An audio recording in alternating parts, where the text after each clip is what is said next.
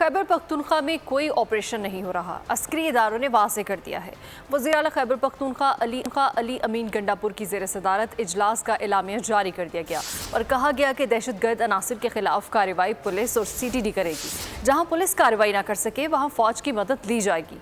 दहशतगर्द हर सूरत काबिल मज़म्मत है, कार्रवाई की जाएगी। इजलास में वज़ीर आला ने बन्नू अमन जरगे के तमाम मुतालबात तस्लीम कर लिए। बन्नू वाक़े की जुडिशल इंक्वायरी के लिए अदलिया को दरख्वास्त दी जाएगी, जबकि मुशीर इत्तलात बैरिस्टर सैफ ने कहा कि आज जुर्गे को क्लियर कर दिया गया है, कोई नया ऑपरेशन नहीं हो रहा।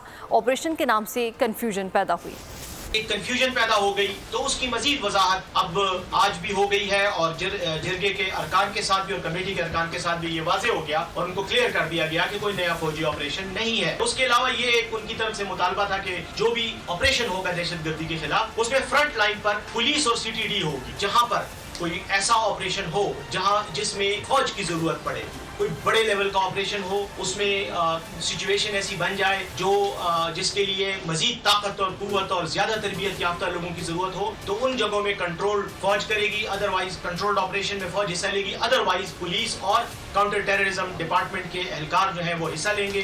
साथ ही साथ मैं ये भी कहूँगा कि अब बनू के वाक़े की तरफ आते हैं। बनू में जो बदकिस्मती से जो वाक़यात हुए, अफसोसनाक वाक़यात, उनके लिए मुतालबा था कि जुडिशल कमीशन बनाया जाए। उस सिलसिले में बिल्कुल फैसला किया गया है कि जुडिशल कमीशन बनाया जाएगा, जुडिशल कमीशन से इंक्वायरी की जाएगी। सब्सक्राइब करें और बेल दबाएं ताकि कोई खबर रह न जाए।